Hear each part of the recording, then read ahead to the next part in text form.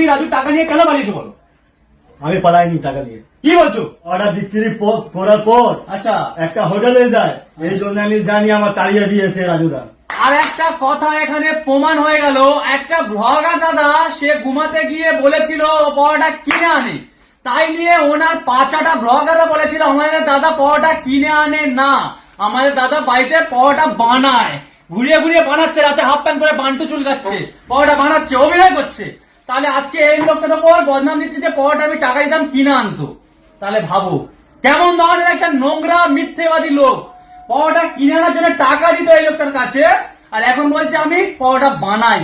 রাজুর যে টাকা চুরি করে পালিয়েছে 10,000 টাকা, আমাদের শিয়ালদার রাজুদা, আমি নাম ধরে বলছি, উনি বলছে, উনি ওনার ম্যানেজার ছিল, তুমি ছিল তো ম্যানেজার? ছিল তো? হ্যাঁ, ম্যানেজার ছিল। ওনার টাকা নিয়ে পালিয়েছে। কয়েকটা ব্লগারের ইন্টারভিউ দিচ্ছে যে আমার কাকা আমার টাকা নিয়ে পালিয়েছে, তাকে আমি খুঁজে পাচ্ছি না, আমি খুঁজে পেয়েছি। আজকে তুমি রাজুর টাকা নিয়ে কেন পালিয়েছো বলো? আমি পালাইনি টাকা নিয়ে। কি বলছো? আমি পালাইনি। একটা ব্রোকার ইন্টারভিউ দিচ্ছিল, ওনার মনে রাগ হয়ে গেছে, উনি রাগের মাথায় আমার ইলজাম লাগাচ্ছে। তোমার ইন্টারভিউ নিচ্ছিল একটা ব্লগার? একটা ব্রোকার আমি ইন্টারভিউ দিচ্ছিল, ওনার মনে রাগ হয়ে গেছে, ওনার মনে কিছু আমি জানি, কোনো সমস্যা আমি বলে দিই, এই জন্য আমার তাড়িয়ে দিয়েছে, ইলজাম দিয়ে আমার তাড়িয়ে দিয়েছে। কাজের ওপর তো হিংসা আছে, এবার এর ওপর হিংসা যাচ্ছে যে যদি আবার গিয়ে দোকান খোলে আমার নামে উল্টো পাল্টা বলে, এ ভাইরাল হয়ে যাচ্ছে, ঠিক আছে, সেই কারণে এখন এর ওপর রাগ হয়েছে, একে তাড়িয়ে দিয়েছে।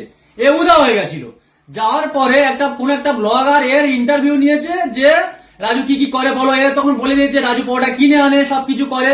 এইটাই শোনার পরে আমাদের দাদা এখন বলছে আমার টাকা নিয়ে কাকা পালিয়ে গেছে, তখন কোনো কথা হয়নি, তার 2-3 মাস পর পালিয়ে যা, মানে চলে যা 2-3 মাস পর বলছে আমার টাকা নিয়ে পালিয়েছে, এখন আমি কাকাকে খুঁজে পাচ্ছি না, এই তো মানুষটা ঘুরছে।